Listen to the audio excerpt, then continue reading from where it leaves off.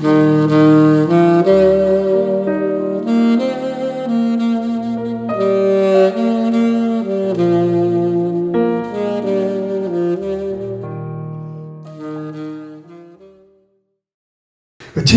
고래도 춤추게 한다. 이 책을 지은 사람은 켄 프랜차드라고 한 사람과 이제 세 사람이 함께 쓴 그런 책 제목인데, 이 책에 보면 웨스라고 하는 주인공이 있습니다. 이 웨스라는 주인공이 출장을 가서 이제 시홀더 해안간이라는 곳을 우연히 들어가게 됩니다. 거기서 쭉 봤는데, 거기서 범고래가 어마어마한 3톤이나 되는 엄청 큰 범고래가 쇼를 하는데, 아우, 기가 막히게 하는 거예요. 진짜 리더의 이렇게 지휘봉에 따라서 움직이는 그 모습들이 너무 아름답고, 그래서 그거 보면서 이제 이 웨스라는 사람이 느끼게, 아, 어떻게 저렇게 어마어마한, 사람도 아니고 동물이 저렇게 사람의 말을 잘 듣고 쇼를 잘할 수 있을까? 궁금증에 빠지기 시작했어요. 그래서 이제 쇼가 끝나고 난 다음에 범고래를 훈련시키는 조련사를 찾아갑니다.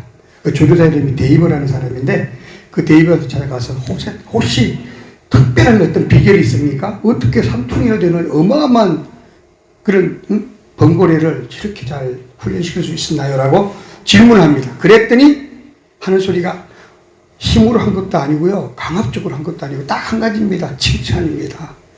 오직 칭찬 하나로 저 범고래를 저렇게 만들었습니다. 라고 말하는 거예요.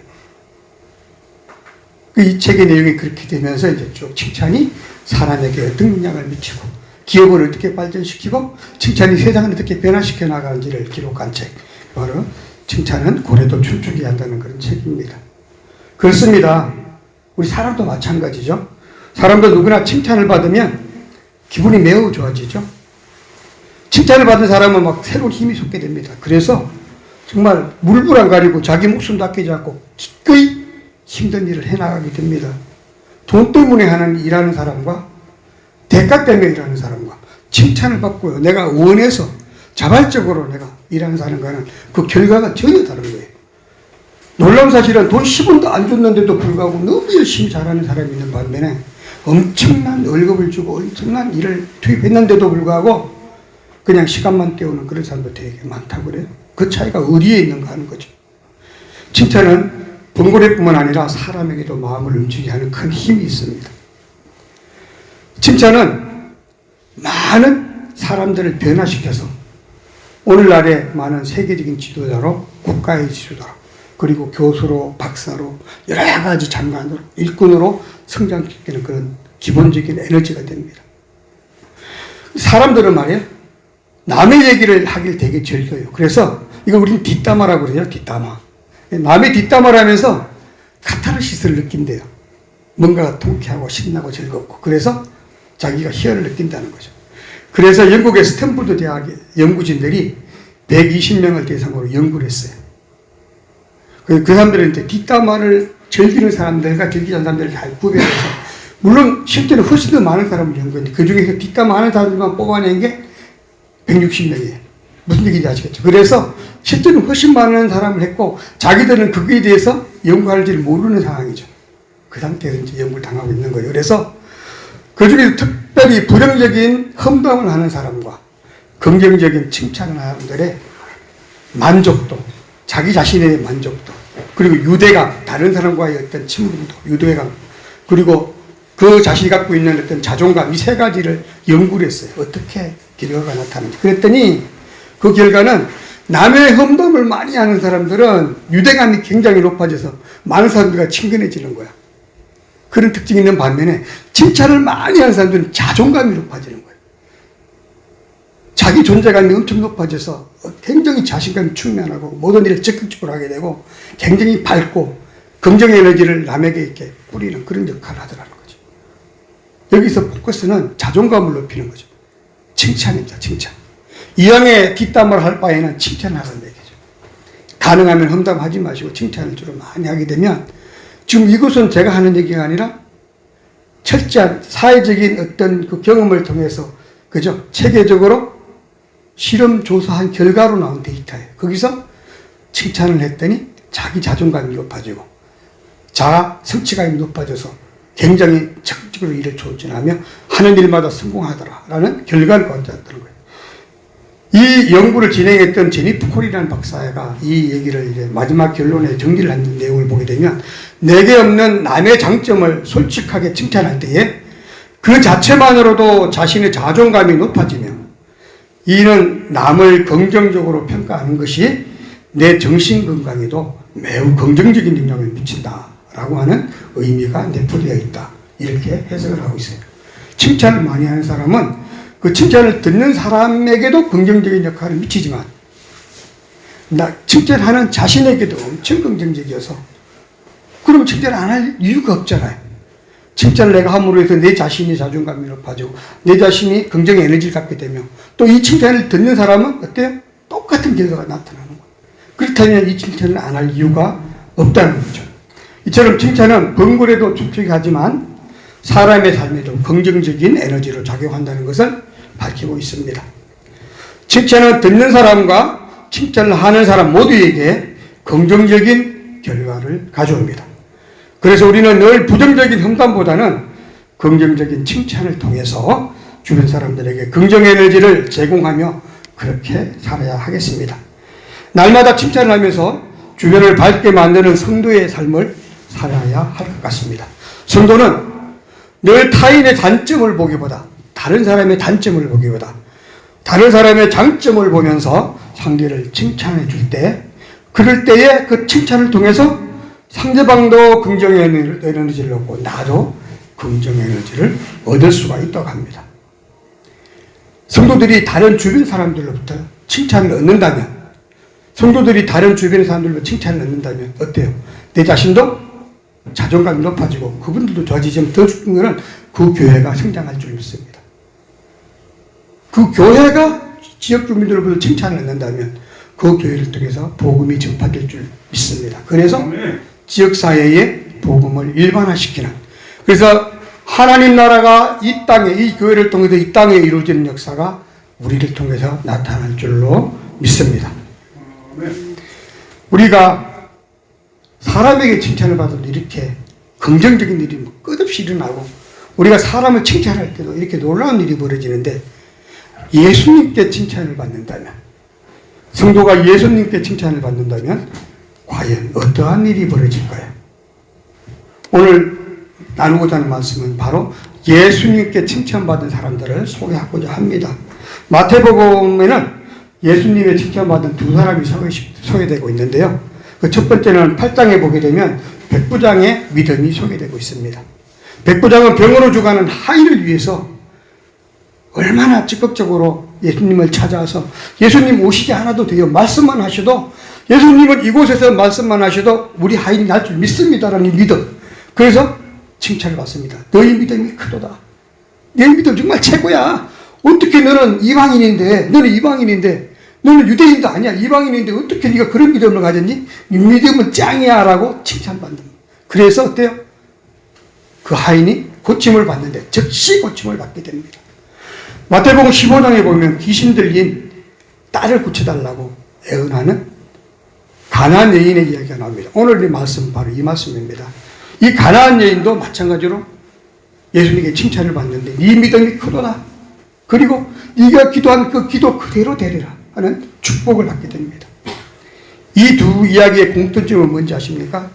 백부장과 가나안 여인은 둘 다 이방 여인이라는 거예요. 이방 여인들은 우상 가운데 사는 사람들이에요. 하나님을 알지 못하는 사람. 그네들이 하나님 예수님만 알고 찾아와서 칭찬받는 믿음의 사람이 되는 거죠. 어떤 일이 벌어져서 이렇게 될까요? 예수님의 소문이 온 마을에 퍼지고 이웃 마을에도 퍼지고 방방곡곡에 퍼지게 되면 그 소문을 들은 사람들이 믿음의 싹이 자라기 시작했다는 거예요. 그래서 들음의 가치가 여기서 나타났다는 거죠.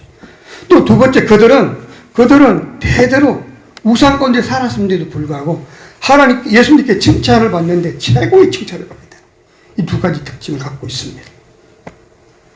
이처럼 백부장의 믿음과 가나안 여인의 믿음이 예수님께 칭찬받은 믿음이었다는 의미는 무엇을 의미합니까?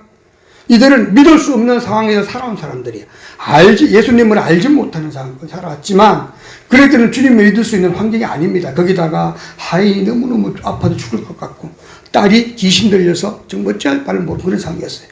그런 상황 가운데서도 예수님을 믿고 의지하고 그에게 매어 달릴 때 믿음이 칭찬받을 수 있다는 것을 통해서 우리가 지금 우리가 지금 현재 살고 있는 상황은 도저히 믿어서 기도할 수 없는 상황, 안전하지 않은 상황, 불안한 상황, 고통 중에 있는 상황, 그런 암울한 상황 가운데 있다 할지라도 그 가운데서 하나님께 손을 내어 밀고 믿음의 모습을 보일 때 칭찬받는 믿음이 될 수 있었다는 거죠.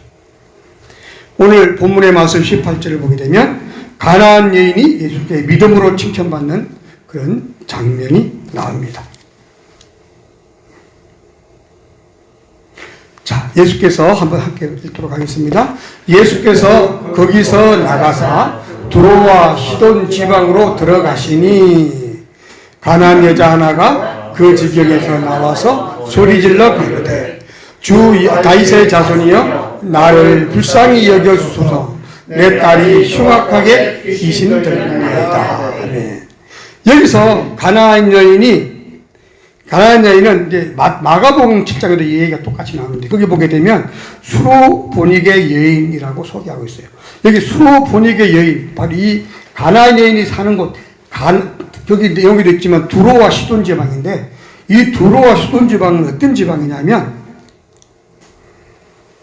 여러분들 성경에서 이렇게 아시다시피 북이스라엘에서 그 아합 왕이었는데 아합 왕의 왕비가 누구였냐면 왕비가 이세벨이었죠. 이세벨. 유명하죠. 이세벨이 아합 왕의 왕비였는데 이 이세벨이 아주 유명한 건 뭐냐면 자기가 시집올 때 애굽에 시집올 때 그곳에 살던 미신 우상을 두 개를 가지게 됩니다. 하나는 풍요신 바알신, 하나는 다산의 신 아세라신, 아세라 목상신입니다. 이 두 가지를 갖고 와서 이스라엘 백성들이 강제로 믿게끔 하는 그런 아주 악행을 벌이게 되는데 바로 이 이세벨이 살던 곳, 그곳이에요. 그곳의 특징은 뭐냐면 우상이 펑대했고 아주 철저하게 하나님을 배척하는 사람들이에요. 그죠? 그리고 어때요? 그분들은 여기서 사는 가나안 여인은 당연히 하나님을 알 수가 없던 사람이었다는 거죠. 우상 가운데서 평생을 지금까지 아세라신과 목신을 섬기면서 바알신을 섬기면서 살아왔던 그런 여인이에요. 근데 그 여인이 예수님을 알게 되고 예수님으로 칭찬받는 그런 믿음의 사람이 되었다는 거죠. 더 놀라운 사실은 성경을 쭉 읽어보게 되면 그 이전에 예수님께서 14절부터 보면 오병이어 기적을 일으키고 난 다음에 어디로 가냐면 무리를 걸어서 이렇게 베드로를 물이 걷게 된 그 사건이 이제 일어나고요. 그 다음에는 게네사렛이라는 마을로 가게 됩니다. 이곳에 보면 갈 때마다 보세요. 5,000명의 기적의 역사, 오병이 할 때는 5,000명의 사람들이, 남자만 5,000명이 있는 엄청난 대군중에게 말씀을 전하고 있고요. 게네사렛으로 가게 되면 거기는 어떻게 됩니까? 많은 사람들이 예수님 옷깃만 잡아도 낫는 그런 역사가 나게 돼요. 엄청난 많은 사람이 병을 고치게 돼요. 그리고 그 다음에 다시 강을 건너와서 이 두로나 시돈 쪽으로 왔고, 여기서 역사는 딱 한 가지예요. 이 가나안 여인을 만나서 병을 고치는 거, 이 외에는 없어요. 성경에 아무렇지 않은 이 외의 역사가 없어요. 그리고 바로 어디로 간지 갈릴리 호수로 가서 거기서 또 몇 명을 먹이냐면 4,000명을 먹이는데 7명의 역사가 또 나타납니다. 자, 보시면 예수님은 꼭 가는 곳마다 엄청난 많은 사람에게 복음을 전하고 있는데 오직 이곳 두로와 시돈 지방에 왔을 때는 가나안 여인 하나만 고치는 역사가 나타나요. 뭐를 의미합니까? 예수님은 이 여인을 위해서 여기까지 왔다라는 거예요. 놀라운 역사죠. 이방 여인 하나를 위해서 예수님은 어때요? 배를 타고 여기까지 온 거예요. 와서 이곳에서 어때요? 이 여인의 믿음을 칭찬해주고 고쳐주시고 다시 어디로 갑니까? 갈릴리 바다로 가게 됩니다. 호수로 가게 됩니다. 그래서 거기서 엄청나게 많은 4,000명을 지키시는 말씀을 전하시는 역사를 이루게 된다는 거죠. 이렇게 예수님으로부터 사랑받는 가나안 여인의 정체가 뭐냐는 거죠. 예수님은 바로 저주받은 땅 두로와 시돈을 향해서 갔습니다. 그곳에 살고 있던 이방의 가나안 여인을 찾아서 일부러 거기에서 병을 고쳐주는 역사를 난 잘 보세요. 그냥 쉽게 다른 사람은 게네사렛에서는 막 옥김만 당하고 다 고침을 당했는데 오늘 이 가나안 여인의 병을 고치는 과정을 보면 아주 그렇게 쉽지 않다는 걸 알게 됩니다. 각종 우상이 지배하던 이곳까지 일부러 오셔서 가나안 여인의 딸의 문제를 고쳐주는데 이 여인은 아마 이랬을 거예요. 이 여인은 지금까지 딸이 귀신이 들려서 막 거의 죽어가고 고통 중에 있고 어찌할 바를 뭐 그래서 막 병원에 다녀봐도 약을 먹여봐도 안 되고 자기네 우상에게 바알신에게 바알이여 아세라신이 하고 막 해도 안 되고 쟤도 고칠 수 없었고 전쟁일 불러도 안 되고 구설해도 안 되고 여러 가지 방법을 다 동의를 했지만 지금까지 고칠 수 없었기 때문에 포기하고 있었단 말이에요. 그랬는데 이 여인의 귀에 들려온 소리는 아주 유명한 선생님이 한 분 계신데 그분은 가는 곳곳마다 모든 병을 고치신데 기적이 나타난대. 죽은 사람도 살렸대. 다양한 역사가 나타난다는 소문이 이렇게 들려온 거예요. 이 여자에게 한낱 진짜 희망의 그런 씨앗이 나기 시작한 거죠. 그래서 마지막으로 내가 볼 수 있는 건 바로 저분을 한번 찾아보는 거야. 저분께 한번 찾아보는. 그리고 이제 믿음을 갖기 시작했는데 마침 온다는 소문이 온 거예요. 이제 예수님께서 이 두로와 시돈 지방으로 오고 있다는 소문이 들려오기 시작한 거죠. 그래서 불이 나게 이 여자가 뛰어나가게 됩니다. 22절에서 여인은 말합니다. 가나안 여자 하나가 그 지경에서 나와서 소리질러 이르되 주 다윗의 자손이여 나를 불쌍히 여기소서. 주 다윗의 자손이여 나를 불쌍히 여기소서. 내 딸이 흉악하게 그 귀신 들렸나이다 라고 말하고 있어요. 이 여자가 얼마나 창피하고 그랬겠어요. 다른 사람들 다 있을 텐데 아주 큰 소리로 불을 쳤다. 소리 질러 이러되 큰 소리로 외쳐 이러되 마지막 기회니까 예수 선생님이요 우리 딸 좀 고쳐주세요라고 매달리고 있는 거죠. 큰 소리로 외치고 있는데 그 다음에 23절 한번 볼까요? 자, 예수의 반응을 한번 보도록 하겠습니다. 예수는 한 말씀도 대답하지 않으시니. 지금까지 예수는 이런 적 없었잖아요. 엄청난 수많은 사람을 고쳤고 옷깃만 한다 하도 나왔고 말씀만 하셔도 나왔는데 이 여자가 그렇게 큰 소리로 고쳐달라고 외치고 있는데 예수님은 들은 채도 안 하고 본 채도 안 하고 아주 무시해버리고 무관심한 거예요. 정말 무시해버리는 이유예요. 이 반응에 이 여자가 나라면 여러분이었다면 기분이 어땠을까요? 짜증나지, 그죠? 골 때리는 거 아니에요, 이거. 뭐야. 아니, 도대체 그렇게 외치는데 본체도 안, 나를 인간 취급도 안 하는 거예요. 인간 취급도. 지금까지 다니면서 수많은 사람들 병을 고쳐주고, 막 별의 방법으로 사람들 안아주고, 감싸주고, 돌봐줬던 그 예수님께서 이 여인의 부르짖으면은 반응도 없고, 아예 본체 눈길도 안 마주치고 있어요. 그러나 이 여인의 반응을 보시겠습니다. 제자들이 와서 청하여 말하되, 얼마나 답답했으면, 얼마나 시끄러웠으면, 제자들이 예수님께 말해요. 대신 제자들이 와서 청하여 말하되, 그 여자가 우리 뒤에서 소리를 지르오니 그를 보내소서라고 제자들이 말하고 있어요. 그랬더니 예수님께서 하시는 말씀이 뭡니까? 24절 보도록 할게요. 예수께서 대답하여 이르시되 나는 이스라엘 집 잃어버린 양 외에는 다른 데로 보내심을 받지 아니하였노라. 나는 유대 사람만 상대하겠어. 가나안 여인, 이방 여인은 상대할 위치가 아니야. 이 말이에요. 가나안 사람들은 내가 알 바가 아니야. 나는 저 사람과 아무 관계도 없어. 나는 오직 이스라엘 백성만 위해서 왔기 때문에 내가 고쳐주는 사람들은 이스라엘 백성만 고쳐줘. 이렇게 얘기를 하는 거예요. 이 예수님의 엉뚱한 대답. 이 여자가 들었던 소문과 전혀 다른 소문이죠. 예수님은 모든 사람을 고쳐주고 다 고쳤다고 했거든. 문둥병도 고쳐주고 죽은 사람도 살리시고, 그죠? 36년 된 병자도 살리시고 다 살리는데 본인이 막 그렇게 큰 소리를 치고 불렀는데도 자기랑 상관없대요. 이방인들은 내가 알 바가 아니라는 거죠. 이런 예수님의 황당한 말씀을 들은 여인의 심정이 정말 어땠을까요? 정말 창피했을 까 한편으로. 큰 소리로 외쳤는데 쪽팔렸을 것 같잖아요. 반면에 또 무지 당황스럽기도 했을 거예요. 저 같았으면 정말 열받아서 온몸이 화끈거리고 화가 머리끝까지 치밀어서 노발대발 난리치고 씩씩거리고 가버렸을 거야. 그죠? 그런데 이 여인 놀라워요. 이해는 뭐라고 방한지 아세요? 이렇게 싸늘하게 거절당한 상황에서 예수님이 눈길도 안 마주치고 나는 이스라엘 백성에게는 상관하지 않을 거야 라고 말하는 이런 진짜 골 때리는 상황에서 여자가 하는 대답을 보십시오. 자, 20무절을 보도록 하겠습니다. 여자가 와서 예수께 절하며 이르되 주여 저를 도우소서. 보십시오. 한 수 더 떠고 있어요.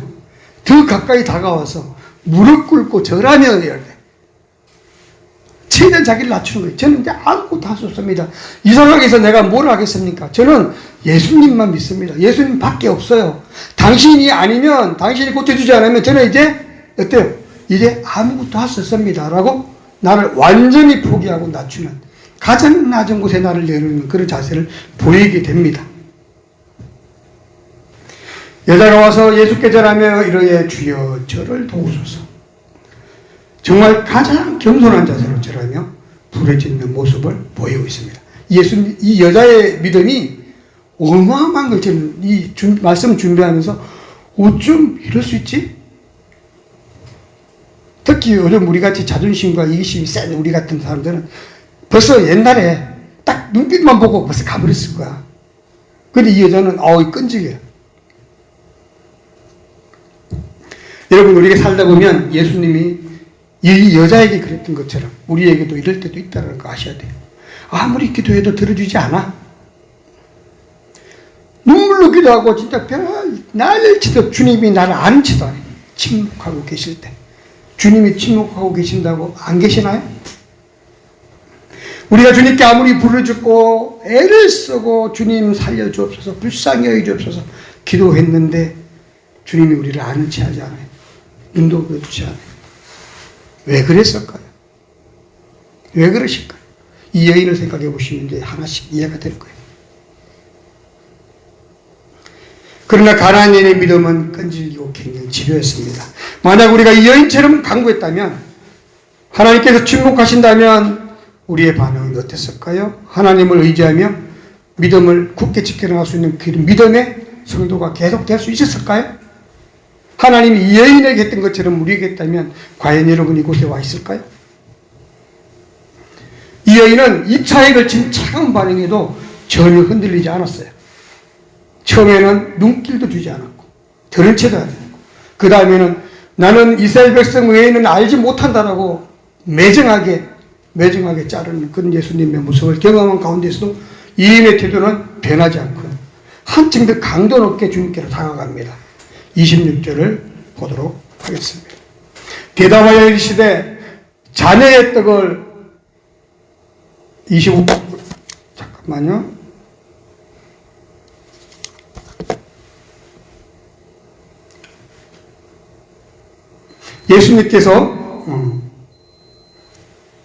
그래서 예수님께서 말씀합니다. 여자가 와서 예수께 절하며 이르되 주여 저를 도우소서라고 말했을 때 대답하여 이르시되 자녀의 떡을 취하여 개들에게 던질 마땅하지 아니하니라. 예수님의 말씀이에요. 잘 생각해 보세요.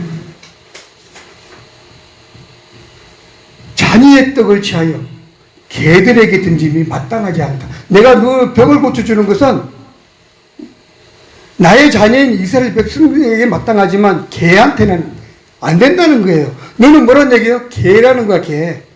이 여인에게 하는 말이 너는 개야. 이런 얘기야. 그런 얘기라고. 개에게는 줄 수 없어. 내가 병 고쳐주는 이런 역사를 너에게 해줄 수 없어. 이런 얘기예요. 개에게는 마땅치 않아. 하나님의 은혜는 하나님의 자녀들을 위한 것이지 개를 위한 건 아니야 라고 말하는 거예요. 사실 이거 제가 준비하면서 이런 얘기 내가 강단에서 얘기해도 되나 할 정도로 심각한 표현이에요. 어떻게 요 정도 같으면 이거 그렇죠? 어느 풍이에요. 예수님이 이 말씀을 하고 계시는 거예요. 정말 기가 막힌 말씀이죠. 충격적인 예수님의 이 말씀. 이 여자의 자존심은 구겨질 때는 구겨졌고 완전히 어때요? 이제 뭐 더 이상 막 나갈 수도 있는 그런 상황이에요. 당신은 개와 같기 때문에 내가 늘 상대하고 싶지 않아 라고 말하는 거예요. 너는 개야. 어떻게 자녀에게 줄 수 있는 양식을 너에게 줄 수 있어? 넌 안 돼. 이렇게 말하는 거예요. 루터는 이 상황을 이렇게 설명하고 있어요. 이 상황을 포기하기. 예수님의 이 말씀은 그녀의 마음과 믿음을 산산이 조각나게 했다라고 말하고 있어요. 루터가 말하는 표현입니다. 만약 이러한 말씀을 우리에게 했다면, 나에게 했다면, 우리 각자에게 했다면 우리의 심정은 어땠을까요? 아마 나 같으면 그랬을 거예요. 정말 열이 치마에 올라서 분노에 그냥 사로잡혀서 너발너발하면서 교회를 막 쑥대밭으로 만들어버렸을지도 몰라요. 그죠? 우리 같으면 그랬겠죠.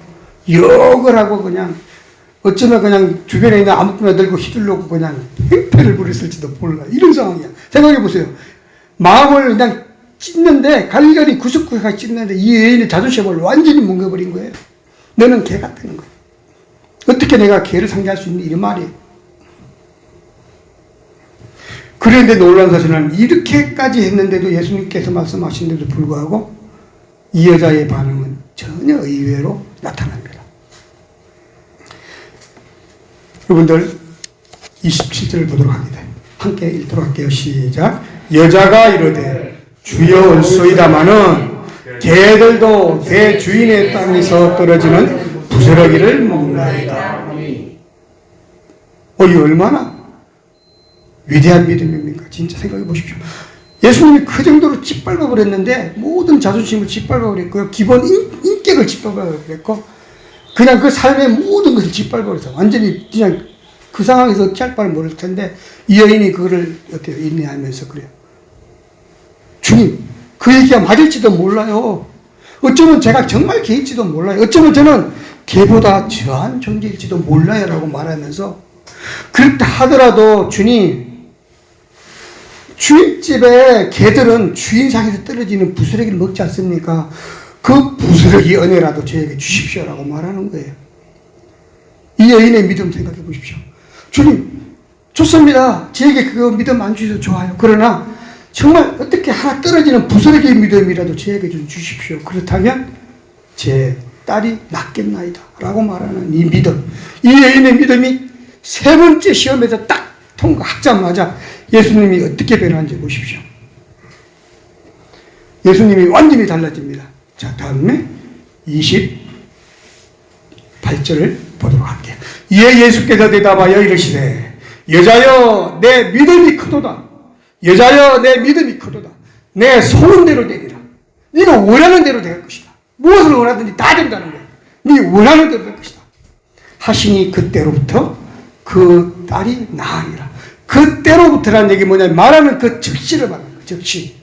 놀라운 사실은 그렇게 강력하게 예수님이 무시하고 그렇게 해줄 수 없다고 거절하고 그렇게까지 짓밟아버렸던 그 예수님의 상태가 완전히 달라지, 자세가 달라지는데 여자여 내 믿음이 크도다. 내 소원대로 되리라고 말씀하고 있어요. 정말 칭찬받는 믿음 되는데 보십시오. 우리가 살아가면서 혹시나 고통 가운데 있습니까? 절망 가운데 있습니까?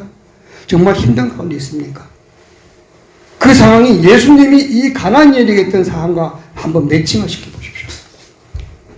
내가 기도해도 주님이 들어주시지 않을 때, 무시하고 계실 때, 정말 내가 그렇게 울고 죽고 부르짖고 있었는데 주님이 알지 못하고 있을 때, 아는 체 하지 않고 계실 때, 응답하지 않고 침묵하고 계실 때, 왜 그러실까?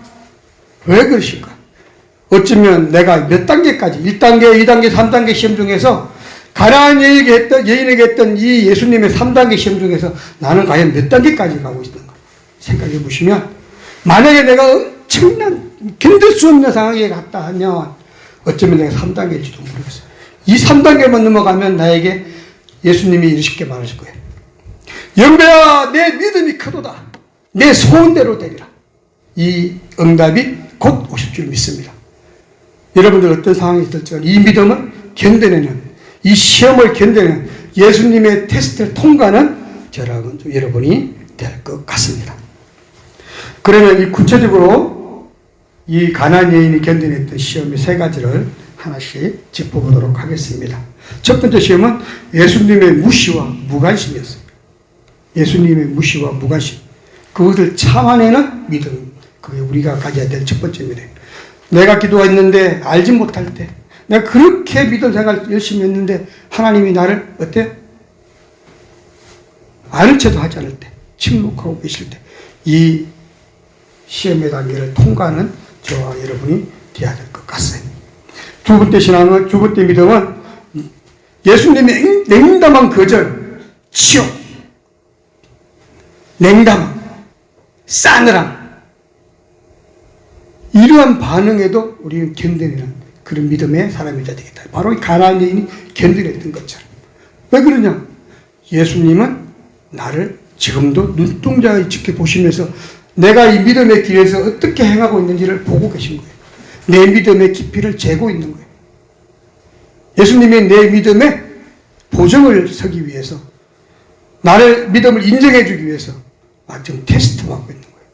테스트 받고 있는 거예요. 자격증만 따면, 예수님의 칭찬 자격증만 따게 되면 내 삶이 달라질 줄 믿습니다. 바로 두 번째 신앙은 냉담함과 치욕과 거절함을 통과한 믿음이었습니다. 세 번째 믿음은 멸시와 모욕까지도 견뎌낸 인내의 믿음이었어요. 자녀의 떡을 개에게 줄 수 없다라고 말했던 이 예수님의 말씀, 저는 이거 이렇게 준비하면서 요즘 같으면 예수님 아마 감옥에 갔을지도 몰라. 언어폭력으로. 그죠? 진짜 엄청난 표현이에요. 그런데 이 속에 잘 따져보시면 그것이 진심으로 했던 여인을 향한 욕이 아니었어요. 저주가 아니었어요. 그게 뭡니까? 이러한 테스트까지도 네가 통과하는가 보자는. 그래서 이 모습을 왜 이런 시험을 했을까요? 우리를 위해서인 거예요. 우리에게 이 믿음의 한계를 보여주기 위해서 이 예수님의 이 복음을 만드셨다 생각하시면 돼요. 이 여인의 역사는 그냥 생긴 게 아니다. 우리를 위해서, 우리의 믿음의 테스트를 위해서 주님께서 만드신 것이다 라고 생각하시면 돼요. 그랬을 때 주여소이다 하면은 개들도 저 주인의 상에서 떨어지는 부스러기를 먹나이다 라고 했던 것처럼 우리가 믿음을 통해서 날마다 하나님과 가까이 가는 사람이 되어야 될 것 같아요. 그랬을 때 마침내 주님께서 기다렸다는 듯이 여인을 향해 말씀했죠. 여자여 내 믿음이 크도다. 내 소원대로 되리라 하시니 그때부터 그의 딸이 깨끗하게 나았습니다. 가나안 여인이 부스러기 은혜라도 구했던 것처럼 우리가 나약한 존재임을 깨닫고 주님만 믿고 의지하면서 끝까지 포기하는 믿음을 갖는다면 우리가 칭찬받는 가나안 여인처럼 우리 또한 끝까지 포기하지 않고 인내할 때에 우리 또한 내 믿음이 크도다. 네가 원하는 대로 너의 소원대로 될지어다 라고 주님께서 명령하실 줄 믿습니다. 그러면 이렇게 믿음의 시험을 통과함으로 받은 가나안 여인의 축복 세 가지만 소개하도록 하겠습니다. 어떤 축복을 받았는가? 첫 번째 축복이 믿음이 크다고 칭찬받는 축복입니다. 믿음이 크구나. 네 믿음이 대단하구나. 네 믿음은 정말 끝내줘. 네 믿음은 내가 정말 보증해줘. 너 믿음이야말로 확실한 믿음이야 라고 칭찬받는 믿음, 보증받는 믿음, 예수님으로도 확정받는 믿음, 그런 믿음을 갖게 된다는 이 첫 번째 축복이에요. 두 번째 축복은 소원대로 이루어지는 축복이에요. 네가 믿음이 확실했기 때문에, 내 믿음을 내가 이제 보증하기 때문에 너는 네가 기도하는 대로 들어줄 거야. 네가 기도하는 모든 것은 주님께서 이루어 주실 거야 라고 이제 된다라고 확실하게 받는 그런 축복을 받게 된다는 거예요. 세 번째 축복은 적시 해결되는 축복이에요. 적시.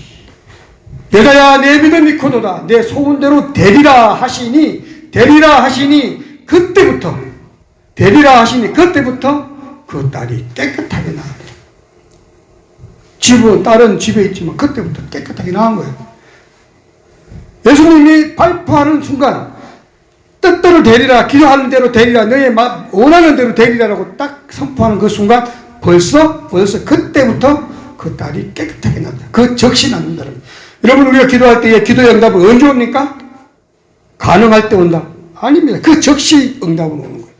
예수님 응답은 그 적시 왔는데 우리는 그걸 믿지 못하고 알지 못하고 깨닫지 못하게 된다. 이 말씀과 같은 말씀이 마가복음 7장에도 나오는데 거기 보면 예수께서 말씀하시기를 돌아가라 귀신이 내 딸에게서 나갔대요. 벌써 가교 완료. 나가고 끝난 거, 완료된 거, 나갔느니라라고 벌써 말하고 있어요. 그랬더니 그 하심의 여자가 집에 돌아가 본적 아이가 침상에 누웠고 귀신이 나갔더라. 예수님이 선포하는 그 순간 벌써 완료. 말씀, 응답은 끝난 거예요. 귀신이 나갔느니라 하시니 곧 귀신이 나갔더라. 우리가 기도할 때에 주님이 응답하시면 그 즉시 이루어지는 축복을 받을 수 있다. 시편 50편 15절을 보면 환난 날에 나를 부르라 내가 너를 건지리니 환난 날에 나를 부르라 내가 너를 건지리니 그 이유는 네가 나를 영화롭게 하리로다. 예수님께서 뭐라고 내가 네 기도를 응답해 주는 이유는 네가 환난 가운데 기도할 때 내가 그 기도를 응답해 주는 이유는 네가 그 응답을 통해서 나을 때에 고침을 받을 때에 기도 응답을 받을 때에 너를 통해서 내가 영광을 받기 위해서 해주신다는 거예요. 이유가 뭐냐? 하나님은 우리를 통해서 영광 받기를 원하시기 때문에 반드시 우리의 기도를 응답해 주신다는 거예요. 예레미야 43장 3절에 보니까 너는 내게 부르짖으라 내가 네게 응답하겠고 내가 알지 못하는 크고 엄밀한 일을 내게 보이리라. 응답을 하는데 어떻게 응답하냐? 크고 엄밀한 일을 통해서 응답하는데 네가 알지도 못하는 것. 무슨 얘기냐? 내가 기도한 것보다 훨씬 크다는 거예요. 네가 상상하는 것보다 훨씬 은대하게, 크게, 네가 기획했던 것보다, 네가 꿈꿨던 것보다, 네가 원하는 것보다 훨씬 좋은 것으로, 큰 것으로 응답해 주신다는. 그런데 어떻게? 네가 알지 못하는 크고 엄밀한 일을 통해서 내게 응답해 주시겠다고 약속하고 계신 거예요. 그러므로 우리가 부르짖어 기도하면 우리 기도에 반드시 주님께서 응답해 주십니다. 우리 기도에 응답하시되 엄청난 기적을 통해서 우리가 알 수 없는 부분까지도 이루어진다는 거죠. 예수님은 우리의 기도를 들으시고 우리를 지키시고 보호하십니다. 그분은 우리가 알지 못하는 크고 엄밀한 일을 통해서 우리를 승리하도록 도우십니다. 고린도후서 10장 13절에 보게 되면 너희가 감당하지 못할 시험당함을 허락지 아니하시고 시험당할 점에 또한 피할 길을 내사 너희로 능히 감당하게 하시느니라. 우리에게 주는 시험은 우리가 충분히 감당할 수 있을 만큼만 주신다는 거예요. 그 이상은 주시지 않기 때문에 절대 두려워하지 말고 염려하지 말고 기꺼이 주님께 맡기고 주님께 매어 달리면 반드시 해결되고 응답하는데 그 시험이 우리를 삼키지 못한다는 거죠.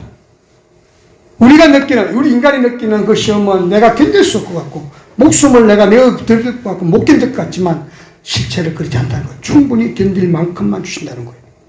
그러므로 절대 염려하지 마시고 주님께 그 문제를 맡기시기 바랍니다.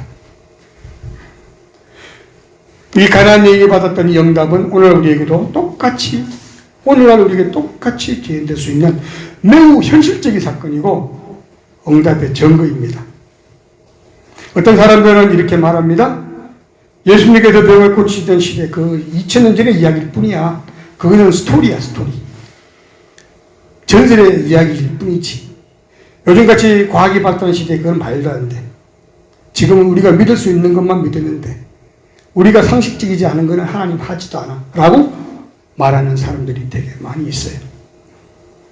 그러나 저는 이 시간에 분명히 말합니다. 하나님은 살아계시고 하나님의 역사는 이 시간에도 계속되고 있습니다. 성경에 기록된 복음의 정치는 21세기에 살아가는 오늘날에도 우리의 삶, 성도들의 삶을 통해서 끊임없이 현실화되고 있습니다. 히브리서 13장 8절에 보면 이런 말이 나옵니다. 하나님은 어제나 오늘이나 영원토록 동일하다. 하나님은 어제나 오늘이나 영원토록 동일합니다.